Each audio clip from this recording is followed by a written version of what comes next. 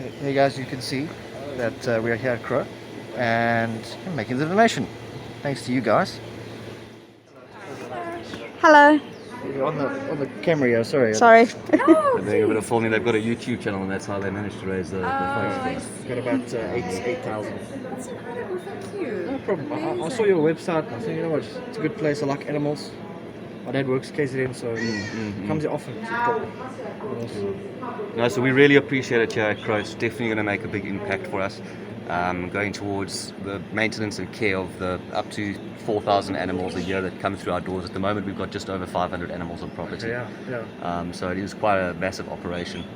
And we treat all indigenous wildlife throughout the whole of KZN. So it'll go towards helping the animals and our operational costs. It's very worth it. It's worth it, yeah. What do you guys do on your YouTube channel? We gamers. We play games. Huh? I know it's strange. No. We're in the wildlife and now we get Why money is for that it. strange? Let's A lot play of people one think of it's the strange. best Amazing. industries ever. What do you guys game? All sorts of survival games. In the wild, and, it's up the thing I We like. craft our way through by build things and- building and then trying to survive what's out there but through a which zombie one? apocalypse, Which one? obviously. Yes, 100%. Yes. Yes. Wildlife. Left 4 Dead. Left 4 Dead, yes. That's one of them. 7 days to die. 7 days to die. So yeah, they do that type of stuff. And we just did a video now. We went through Vernon Crooks, and we did a whole like a vlog type of thing. We showed the animals because we're a lot of American audience, and they're the ones who made the donations. You guys on Twitch? No, not Twitch. Just YouTube for now.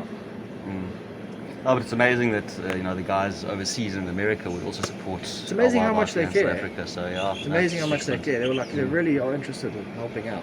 And how many animals do you have here, Rob? At the moment, we've got. I don't have the exact figures. Usually, at the end of the month, we get the yeah. exact figures for each month.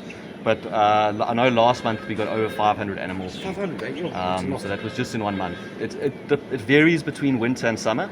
So during winter, it's usually an average of about 300 a month. And then in summer, this is our baby season, so we get around about 500, 600 animals. I think last year our biggest month was 724 animals in 1 Yes, month. it must be stressful. So Try and get all these animals sorted. And No, 100%. And we serve the whole of KZN. So, Whole of KZN. But we do have a group of great volunteers here. So we just did the counts yesterday. I think it was 22 volunteers that have been with us through the COVID period. And this. No, I saw you had a post, like I think 6 months ago. You said that COVID's here and it's difficult. You're not getting Yes. So the international volunteers, unfortunately, we're still not getting. We've got one at the moment, our first one since lockdown last year. Okay. But that does generate, the international program generates a big portion, about 50% of our operational costs. Oh, yes, I can imagine. But our volunteers that we've got now, they provide their services free of charge. And we've got 22 of them, and they've been absolutely fantastic. So they see us through, working with so many animals. We've only got 19 permanent staff on the team at the moment, but it's almost the exact same number of volunteers as we do have staff. So it always allows us to have enough people each week to kind of service all the animals, provide all the cleaning and all the food that we need for all. Very nice. So when COVID's finished, we can get more. Yes, Hopefully. yeah, no, 100%. We're marketing at the moment. We've got a couple people booking now, but I think it's good. going to be like the second quarter, third quarter of the Yeah. year that will start filling up like we were previous to COVID. That's good. Well, we haven't closed our baboon program, but we had a baboon release in February 2019. And since then, what we've done is we've linked up together with a wildlife rehabilitation centre in Limpopo that deals purely with baboons. So we still take in baboons, but every 6 months, whatever baboons we have, we'll send up to Limpopo because their facility is much larger. So, and it is a 6-year program to rehabilitate baboons. I So, see, as I say, we I still see do- you put these up so they don't look at you guys. Yeah. Yeah, that makes So sense. 100%. So we've got these boards here. There are little holes in there. You can see there are little holes drilled, so people can have a peek through and have a look. But we try to minimize stay that okay, contact yeah. as much as possible. Wildlife. That's it. Keep the wild. On the right here, we've got the mongoose enclosures, but they're all empty at the moment. We just had our releases for this year. We've got babies in the mammal ICU that are not going to go into these enclosures when they're a little bit bigger. And then we've got our 20 baby monkeys, desert monkeys in this enclosure here. And they'll then be moved to our KT enclosure, which is our adult enclosure further down the line, probably end of this year or the middle of this year or so. It is a 3 to 5 year program also for rehabilitating monkeys. Because you've got to get the tooth structures right, all of that. So it is quite a... And monkeys obviously are, in Durban, are sometimes seen as problem animals. So we do receive a lot of monkeys that are shot by people, hit by cars intentionally, things like that. So it's very sad, yeah. And a lot of orphan babies as well. I think Taylor got 22 babies in this year so far. that she's raising, and then they'll be introduced into troops as they go along. And then this is our bird of prey aviary. So we've got the big flight aviary on our right here. That's where we'll take all our birds of prey before they release, just to make sure that their wings are strong enough and that they're strong enough to kind of be released. And then all those enclosures at the back there are the holding enclosures while we're busy rehabilitating them. Okay, I see, yeah. And then the centre is our baby antelope enclosure. So all the baby antelopes, when they first come in, when they're being fed like every couple of hours, they'll stay down at our clinic nurse. We've got a lot of our staff staying on property here. So she's got a little boma outside her house because nightly feeds, things like that. You've got a big property, yeah? Yeah, it's 4 hectares in total. So it's quite large, especially for this area in the middle of the suburbs. I know, so, you're lucky to have this. Yeah, no, definitely. So then, they'll move into this one, and then from there they'll move into our large antelope enclosure. I've been here years ago, but I can't remember. I was too small. Yeah, I'm sure there's also been a few changes, like this one here. We just developed this into a wetland area, so that's part of our education program. So we teach kids about the importance of wetlands and ecosystems, things like that. So we've got quite a big education program as well. Yeah, I saw that, yeah. So this is the adult antelope enclosure. You might be able to see through the mesh or the shapes of the guys in there. We have just released a number of them, so there's not too many in here at the moment. And then that's our education centre, that big building on the right hand side there. Do they stay there? No, it's just a centre. What, sorry? Do they stay there? No, it's just the education centre. So we got interpretation, we've got a little tuck shop, we've got a stage there, and when the schools come through, we hold all our education programs in there. And depending on which program they choose, like we've got a reptile show which teaches people about reptiles. We do the tortoise walk because they're the only species that we aren't allowed to release, so we are able to interact with those. And then we've got a number of different educational programs that take place in there. And then we've also got cameras in a number of the enclosures, so the kids can actually see the animals on the cameras. They can learn, Then at least they get to see them, but obviously not interfering with the animals. I like what you've done, it's nice. Yeah, so It looks real, it doesn't look like it's part of the area.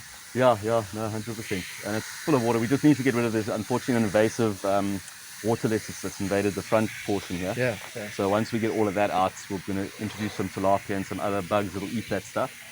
And then just behind that is our carnivore enclosure. And then to the right is our organic vegetable garden, which we just started last year as well, just to supplement some of the food, and also part of our education program. So it teaches kids about the importance of sustainability, growing your own vegetables and fruits. And then to the left there, that's KT, which are our adult monkey enclosures. So that's where they'll go for the last couple of years of rehabilitation before they release. And the one troop to the right-hand side there, they're due to be released in the next month or so. So they'll go out to a reserve in Zululand. Zululand, eh? Yes, yeah. And then we've got our bush pig enclosure to the left here. And I'll take you guys to see the tortoises as well. And so when people come from international, where do they stay? So we've got a volunteer house at the bottom of the property there. And it's got Wi-Fi, it seats about 10 people. Okay. And they stay down there, and then so they're living on property. So that's good. They get to. Then obviously it's great when there's a number of volunteers, because they can take certain days off together and they can go explore South Africa, go away for a weekend, take it back to that weekend and things like that. So, and then we've got our other staff, 4 other staff members that live on property there. It's actually nice that you're not too far from the city. So the people that stay here, they can go and do their thing. Yeah, definitely. They can go visit the boardwalk, and they can go to the beaches and restaurants. And then if they want to, it's only like 2-3 hour drive to Zululand, where they can do the big 5 viewing and things like that. I've been there lots of times. It's nice there. Yeah, I know, 100%. I lived there for many years.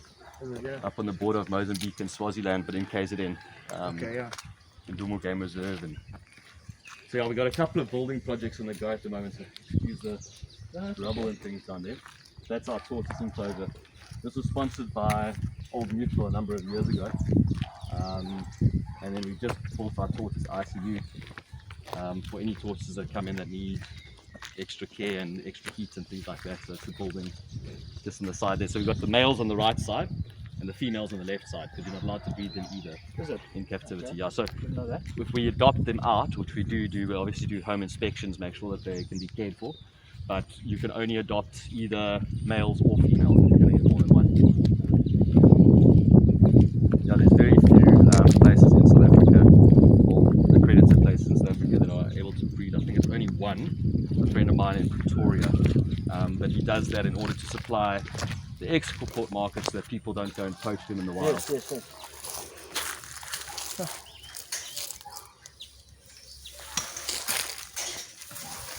go. Is your phone okay? It's fine. It looks very friendly. Yeah, Oh, so I think these he's... are the girls here. I think they think it's feeding time. Yeah, it looks like it. Hey.